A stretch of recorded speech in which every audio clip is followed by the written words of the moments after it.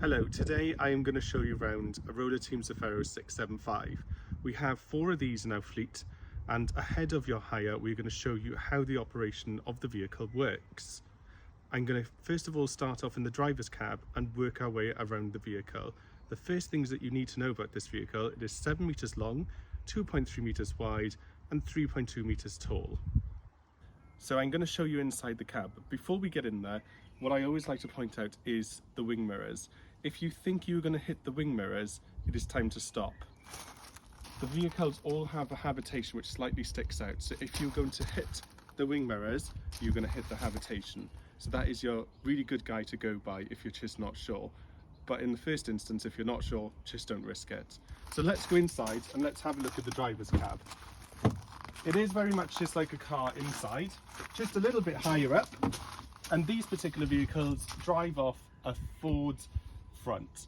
So in the driver's cab we have standard radio, which is Bluetooth enabled, so you can talk while you're driving, and then you have a nicely phone holder here which comes down, and you can pop your phone in there for ease of use, and you can also use your sat nav on it too, and there is a USB just down here to plug into. When you are driving, all controls are as you would expect in a car. Indicators are on the left hand side of the steering wheel, windscreen wipers are on the right, and you hold it in to clean the front screen. On the wheel itself, you've got all multifunctional controls. So the main ones that you probably want when you are driving is this button here, which is the cruise control, which just looks like the speedometer with an arrow. Click it on, you'll see it come on the screen, and press set plus, set minus for your speed, and cancel to stop. And of course you've got resume as well, which is just in the center. Then you just have your track control and your volume control and your button to talk if you would like to call someone. The gear stick is centrally located, gears 1 through 6, and to go into reverse you need to pull up on the collar far across to the left and up, and then it's in reverse. When you are in reverse, this camera when the engine is on will show you what is out the back, and it's got indicators of when to stop when you get to red. On this side here is where you have your lights. So at the moment they're off, turn it to your side lights, and then your main beam.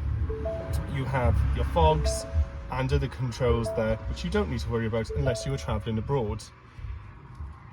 You have your mirrors, left and right controlled, which you can toggle whichever way you would like. A good indicator is that you can see the rear markers on the vehicle in your mirrors at all times. Then towards the side down here we have the handbrake, which is quite unusual. It does not do anything in this motion. To get the vehicle to go off the handbrake, you need to pull it up lightly, and then when you can feel the tension, pull up and press the button ever so slightly and put it all the way to the floor, and you will see it starts to roll. I've just pulled it back up to show you, and then you can just leave it go and it is now engaged. This is indicated by the red indicator on the dashboard, which is the one for your handbrake, which you have in your everyday car. The only other thing in the driver's cab that you also need to know about are these lights down here. This is part of the alarm system. So the blue one matches the lights on the outside. When that is on, it is down, and it means that the LED lights around the vehicle, when the vehicle is armed, are very bright. If you're on a campsite, push it up. That does not mean that they're off, it just means they're slightly dimmed. And then the one underneath the red one is your internal sensors. When this is on, that is a time that you're going out for the day. When you're in at night and you're sleeping, pop it off. That means the internal sensors are off, so you can freely move around the cabin and not set the alarm off and wake anyone up besides you. And then this one here is for the bike rack. It does not have a light indicator, but at the moment up it is off. If you put it down, you need to put the loop on the back of the vehicle for the bike rack, which I will show later in the video, and that means your bikes are secured by the alarm system when the alarm is activated. That is everything you need to know in the front cab for driving. Just when you are driving, it's so lovely to drive. Take it easy, always look at your mirrors, look at your camera, which you can leave on while you're driving, and just take it really calm. Now we're going to look on the driver's side of the vehicle. There isn't a lot that goes on here, but I'm going to point out some of the main features. So here we have got the truma extraction, which is the combi boiler for the hot water and the heating. Do not cover this extraction because this is where the bad emissions come out of the boiler itself. So let's move slightly along the vehicle. Here we have our water inlet. So this is for your fresh water. You have two keys for the vehicle, which are to keep separate at all times. We'll talk about that on handover. So on this one, you've got the driver's key and alarm, and on this one, you've got the little fob, and then you've got this key, which is for everything back of the front cab of the vehicle. So this will open the water tank, it'll open the toilet cassette, and it'll open the habitation door and the rear garage. So just like a petrol cap, you pop the key in, turn the key, and then open it. So there is a hose in the back there, which is blue representing fresh water, and you just pop the hose in there, connect it to a fresh water supply, and fill the tank until it is full. The indicator inside the vehicle will tell you when that is full, and we will show you that in a separate video of how to work the operation inside the vehicle. So when you're done, lock it, turn it to lock it, and then just clip that closed. Along here, we have the toilet compartment, and we will cover this in a separate video, but again, it uses the same key. And now I'm going to go to the garage of the vehicle. This lovely 675 vehicles are very popular because they have or can have a lot of storage. So they will sleep six, but what you will see in here, there is a bed which can be completely moved out of the way. So as it is currently, it is set up with a bed.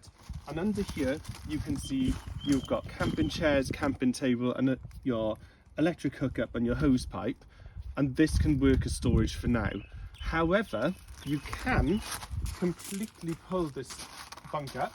There is bed on this, so I'm not going to do it all the way, but you can pull it all the way up out of the way, and the fascia will come down, and you can buckle this bed up using the strap and the latch up there, and then all of this can become separate storage. And that is a real selling point of this vehicle if you were going somewhere where you need to take a lot of items with you. Now we're going to look at the back of the vehicle. There isn't a lot that happens here, but the first thing you can see, it has a twin rear camera. One points out for when you're driving and you can always see behind you, and when you go into reverse it uses the down one. That's the one that has from red to green of how close you are. The vehicles do not have rear sensors for the reason that that is much better to use than relying on sensors. So let's have a look at the bike rack. It is just like a car bike rack in the way that it just needs to clip forward. So undo these clips to the side, and then we're going to just gently pull it down. And then just like any car bike rack, you've got your 4 arms for your bikes. So you need to pull them out and turn them into the direction that they need to go in on the bikes. This arm also can come forward by undoing these, and I will just demonstrate that quickly, and then we can pull these forward. So depending on how small or tall your bikes are, then these arms can turn to various sizes. So I'm just going to pop that back to show you the other parts. And of course, it is always lovely and exciting to figure out how you can fit 4 bikes on a bike rack. So good luck with that one. When your bike is on, of course you will secure it. I do recommend bringing an old rag because it did scrape our bikes as much as it is rubber. With the friction of it moving up and down when you're driving, it did scrape our bike. So please bring old rags if you do have a particularly nice bike. And then on the bottom here, we have the standard straps which you have on normal bike racks, and you just undo them and then set them through, so then you can secure your bike onto there. Okay? Then, if you were away and you would like to protect your bikes when the alarm is on, this is part of the alarm system which I showed in the front cab. This needs to go underneath the motorhome in this corner down here, and these pins line up into a socket just underneath. So you can pop that in there and secure it in, and then once it is in, you will get this wire, and it is brand new, so it's not been used before, and then you can wrap this around your bikes. Obviously I don't have any bikes on here, but when I do have them on, you can just wrap it around until this wire is discreetly hidden, and I suggest coming through this part here so it can hide underneath the bumper and just come out at the back, wrap it around your bikes, and then join these two together. So that means when it is on, if somebody does happen to mess with your bikes, then the alarm will go off if they undo this or they cut this. So that is the bike rack. So I'm just going to get rid of that for a moment. To pop the bike rack back into place, just lift up these hooks to the side to help it stay up, because of course when you are driving and you don't have bikes on, the back does tend to go up and down quite a lot because of the overhang from the back wheels. And then just clip it and you can see that is lovely and secure. So that is the back of the vehicle. Now we're going to look at the passenger side of the vehicle. I'm not going to cover the rear garage because we've already done that on the other side. It is exactly the same, just on the passenger side of the vehicle. Here we have the fridge vents, and we like to draw your attention to these because, as you can see, the slots are facing slightly downwards. So that means when it rains, it runs in the vehicle and it will not go inside and it will not damage it. So this is why we ask you kindly not to clean the outside of the vehicle or go to a jet wash, because if they do spray in here and it goes the wrong way, then it will damage the inside mechanisms of the fridge, which is very costly. So please do not attempt to wash the vehicle or go to a jet spray centre. Moving along to the side, you will recognise this flap, but actually this time it is the electric hookup, also known as EHU. So when you're going to be on your campsite, you're going to get your electric hookup cable out of the back of the motorhome, and then the side that goes in the motorhome is this one here with a flap. So to insert it, lift the flap up and then pop it in until you hear a click, and then you will take this and reel it all of the way because it can get quite hot and it can melt. We have seen that on a campsite. And then you can plug this side in to the pitch where you are. When you are ready to leave, undo the pitch first, so then this wire is not live, and then come along to the vehicle and hold this button down just here and pull ever so gently, and then it will come out. You can wrap the wire back up and place it in the garage. Pop that nice and close for when you're driving, otherwise it will flap and it will be quite irritating to watch, which I have experienced.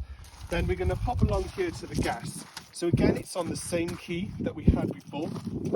We're going to open it. And I forgot to tell you why it was open. When you open it, pops open. And if you turn the key back straight away, it means that that will lock. So I will show you that in a moment. When you go to lock it, you can just pop it and then it is locked when this is inwards. So open up, you have 2 gas bottles in here. And you can see on the door that it will tell you that off is clockwise. So we always provide you with 2. One might be full, one might be half full. If you are going for a longer duration, they will both definitely be full. But if you're only for a couple of nights, you just have what's left in one and then another full spare. So to get gas into the motorhome, we can see on the door that off is clockwise. So I'm going to turn the top anti-clockwise and you will hear a little hiss. There you go. And then that means that it is working. So now there is gas going into the vehicle. Should you need to change the gas canister, you will of course turn it off, go in clockwise, and then you will use the spanner provided just here, and you will undo this, and it is the opposite of lefty loosey, righty tighty, so it is right to undo, and then you're going to unthread it, making sure the gas is off, put it onto the new canister by turning it left to tighten, and then you will do the same thing of just turning the gas on, and that means you will have gas inside the vehicle. So I'm going to close this door now, and everything is on for me to show you the inside. So you can turn it, and what I said is because we locked it, you can pop it, and that means it is locked. The last thing to show you on the passenger side, in a Ford, the passenger door does have to be open for you to be able to refuel.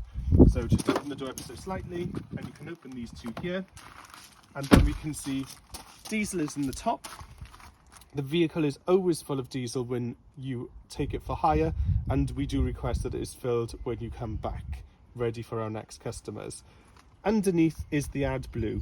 You shouldn't need to do anything with this because we always fill them with AdBlue before you go out. However, if you are driving a long distance to Scotland or going to France, you might need to top up. So again, to close them, you'll need to open the door, just push them to, and then you are done. That is the outside of the vehicle. Let's have a look in the kitchen. So we've got our fire blankets here, and we're going to pull these down because there is everything locks when you're driving. Make sure nothing falls. This has only been on my drive, so I know nothing's going to fall out. We got our fire extinguisher here. We got all our cups, glasses and wine glasses, whistling kettle, plates and bowls, griddle pan, and here we have an aerial for the TV, which you can undo and you can push it up to get better signal. Just always make sure that that is down when you are driving. Then you have some mitts for when you're cooking. Under here we've got our pans, Pyrex dishes and various bits in there, and then in the drawer you've got your flexi chopping boards, all your forks, knives, sharp knives, everything that you will need in there for cooking and for eating. The oven and the hob is gas, so turn the oven on, turn it to the number that you wish and ignite it, and then you will see the flame inside the oven, just like so. To turn it off, just turn it back so it's on that bit there and the lever pops out. The same with the hob, turn it on, we're going to turn and hold down and it clicks, and then your hob comes on. To turn it off, turn it back to 0. So at the back of the vehicle we have got our bunks. The top bunk has got king beds and on, the bottom have got double. You can see that you have your duvet, your pillow, and in between you have your microfiber towels. They dry pretty much instantly, so please look after those. Do not throw them away because they are not rags. We have experienced that a number of times. So to get up to the top bunk, there is a ladder just underneath that bed in there, and you can see these 2 grey receivers. Hook that on there and then you can get up to bed. In the shower cubicle, the shower has a light of its own, but it is a touch one. So when that is on, obviously you can see, and then the shower is just a regular shower with a tap and a head. Do make sure that this door here is closed. It has a release here, which you can just pull, and then you need to open the door so it completely covers. Please do not shower with the door open, because motorhome floors are very delicate. When you are on the inside, you can of course push this and it will go tight with the magnets. To put it back in place, just fold it, get the strap back, and then we will just clip it back into place by pressing it on, and then it is secured. So in the rest of the shower room, you've got the toilet, which we've already covered in a separate video. You've got your wash basin, you've got lower storage and upper storage, and then you have a lovely shelf which we provide you with 1 loo roll to get you going. A top tip is to get biodegradable, or just the cheapest you can so it breaks down with the solution in the toilet cassette. Inside the lounge area you can see there is a table for 4, and above we have 3 overhead compartments for storage. And in the front cab area above you have the Super King bed, and there is a ladder just under the bedding for you there. You also have a nice big storage just along here, which is empty for you to hang your garments up in. And in the bottom here there is a dustpan and brush and the user manuals. You have the TV, which works off the 12 volt as well as hookup with DVDs in the side. And then every window and skylight has blinds. So from the bottom in this vehicle, we've recently had new ones changed. So pull them up for your blinds and they can stop anywhere you wish. And then from the top, you have your fly screens. There is also one on the habitation door. In this particular vehicle, the cab does have pillar blinds to the front, but there is behind the driver's seat an external covering that you pop on the driver's door and then pull it around to the passenger side to have blackout for the night time.